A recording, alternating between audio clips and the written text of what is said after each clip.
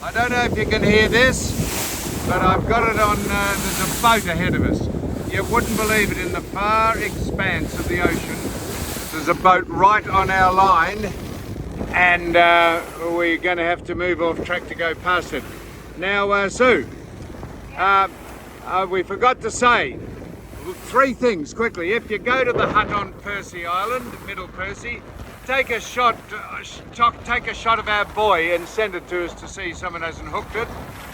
And also, someone said that the birds that were following us weren't petrels, they were plovers. And it was a yellow-bellied fudge plover. What's a fudge? A fudge pucker. I don't know what he said. It was a bit of an attempted humour.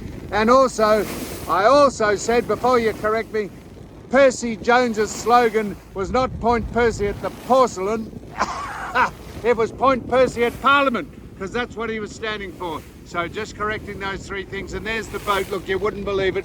We're going to have to go up. If I can just, where is it? There it is. We're going to have to go up and move past it. No one else on the boat, no one else in the ocean except us. Righto, well done. There you are. Right. Now it's the morning of Day 146. and we've had an anchorage overnight at Middle Percy, not Percy's Island, Middle Percy, and you've seen how we went over to the hut. Someone said, oh, why don't you drop Sue off there and she could stay there? I don't know why that would be. Maybe she could tidy it up. She's actually anal, a fastidious tider. She's worn out 2 vacuum cleaners. We've got the Gee Whiz Golly Gosh Drop Handlebar Sports Model Dyson electric battery operated vacuum cleaner, which we've bought 2 of them so far. She's worn out the rubber flanges on the bottom of it. Anyhow, so I don't know why we drop her off. We're about to we've plotted. When I say we, Sue's plotted a course to Pearl Blue Bay. Pearl? No, Pearl Bay. Pearl Bay. Yeah. Not Pearl Bailey. Nope. If you know who Pearl Bailey is. So. Pearl Bailey was a singer. Okay. I've got oil in my eyes. Oh, I'll tell you why I got oil in my eyes. Someone said, oh, make sure you're looking brown, make sure you got plenty of screen on you because you're going to get skin cancer and all that. We put it on, we're out in the sun and we put it on, slip, slop, slap. We do all that. We don't want to get skin cancer, and B, we were going to put a sign over at the hut, Middle Percy's hut, about we're going to say, men, if you're reading this, get your prostate checked, and then we were going to put RULE underneath it. But we came away without crayons or pieces of parchment. I didn't like to write over anyone else's crap that they'd left there. So, well, we were going to do that. There's no good saying we were going to do it. We didn't. But we're saying it now. We're just sort of, we're on the way home, just enlightening people about prostate checks. We've done that, or we're doing that as we go. George Irma keeps reminding us to do that, and we appreciate that, George. We hope you're going well. We appreciate all the things. George said if I like to sue the can opener company, he'd like to join me in a mass suit, a class action for the can opener, which just doesn't work. It just doesn't work. And what I forgot to do when I was at the stupid market in Mackay is buy another identical can of the tuna to see if the new can opener works. Someone said, why don't you just open a normal can? Because there's 2 can openers haven't worked on the same one, particular brand of tuna, which and I thought, well, we'll give it a fair test. There's no good getting a different can. I say, oh, it wasn't the same can. And if this one doesn't open the can, I'm suing. I'm not sure who makes the tuna. We won't tip them in until it was either Safcol or Seabird or you know, whoever makes them, John West or who. But we're not saying it's any of those people until we find out why the can won't open. So that's and we're on the way to Pearl Bay. So someone said, you're obviously, or you're not trying to tell us you're going back to Melbourne on your own. Now I have called the border police. I've called the police. I'm just looking out now to see if they're coming. I've asked Customs and Border Patrol to. We've already spoken to the police once over in Early Beach. over at Early Beach. I've asked them to call in here and could they sweep through the boat and see if there's any stowaways on board.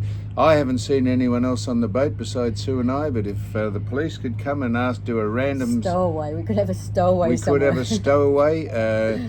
If he or she or they could make themselves available, present, just visible, we could join them and the three of us could go back to Melbourne. But as we speak, we're the only two people on the boat and will be. So I don't know why you think there's someone else on board. Maybe they just don't think that we could handle it or we could bring it back. That might be the case. We might not be able to handle it. We've just done 2 legs so far. You may well be right, but if it goes down, it'll go down with the 2 of us. Make good footage. Speaking of going down, as someone said, Sue, we might be at Middle Percy. He said, but Sue's been looking for Little Percy for a long time, for most of the trip. Little Percy, I like it. Remember when Peter Jones, the great Carlton ruckman, was going to stand for Parliament, and it had Point Percy at the porcelain. Meaning, when you do urinate, have a piss into the bowl, they're porcelain bowls. Point Percy at the porcelain. So my name might be Little Percy from now on, which would be pretty apt, to be honest, although no one will ever find out. Certainly Sue won't. And then someone said, you get the sun, did I say get the sunscreen on? Yeah. Get the sunscreen on, leave Sue at the hut. What was the other thing? You had 4 things. I said, remember the 4 things. I've remembered 3 of them. What was the other one? Someone said that you're breathing very, very heavy when we were going up to the hut.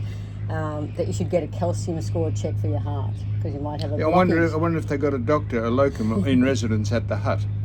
I'll go back over there, and the kayak's gone flat overnight, incidentally. Well, when he goes back to Melbourne, we'll get him a score check because we might be. What do you doing mean this I'm trip breathing heavy? It's tough. We might be doing this trip next year, not on behalf of Rural, on behalf of the Heart Foundation. Yeah, I might come up in an iron lung or something.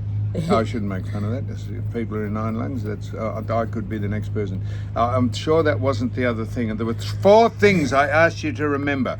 I've remembered 3 of them. What was the other one? I remembered the 3. You just giving me the 4. You're throwing me under the bus on the 4th.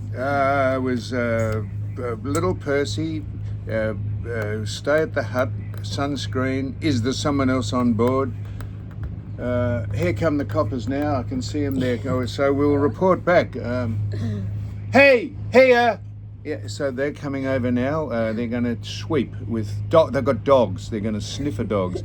And someone said, "What happens if he's hiding in the roof?" Well, I said they've got sniffer giraffes. They're going to put them on the boat. Maybe they can find Little Percy.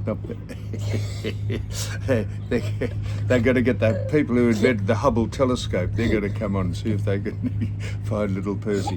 All right. So what I'm sure when I button off and you say, "Oh, I know what the other thing was," I'll throw you over the side for an early morning dip. All right. I tell you what we did.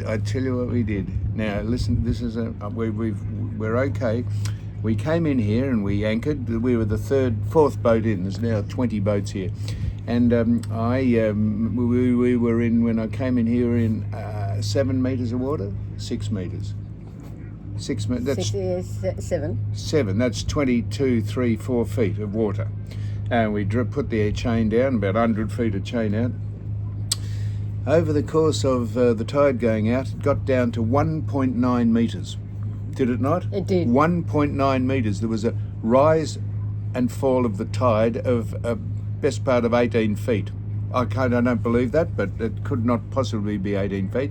Anyhow, I said, well, I'll tell you, this will be one good thing. He said that the boat won't rock during the night because it's on the bottom.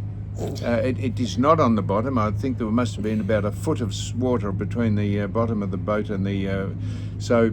But we calculated that through the tide. We did calculate it, yes. just a fraction close for comfort. So we've now we didn't want to start the engines to move out until there was at least 2 meters of water under us, and that is the case now. How did the sea brakes go last night? Well, we took the sea brakes. That's an interesting thing. Shithouse. We took the sea brakes from we positioned them in the mid of the boat, and then we took them up to the front so that the nose wouldn't swirl around. I'm not sure that they work because if the tide goes in and out, let's say 12 feet, let's just say 12 feet, I don't care what brakes you have on. For the water rushing in and rushing back in 6-hour periods, nothing would stop the boat rocking, I don't reckon. Be like on the horizontal falls. But technically, at the widest point of the boat, you should have the brakes, which are on the sides there. At the front, how's it going to stop the boat from rocking on a little point? Well, I said, why don't we try the sea brakes up the front of the boat? And you said, great idea. And you led me to them and dragged them up. Because I can't argue with you. I asked you a question. It wasn't arguing. I Button off yes. before this gets ugly.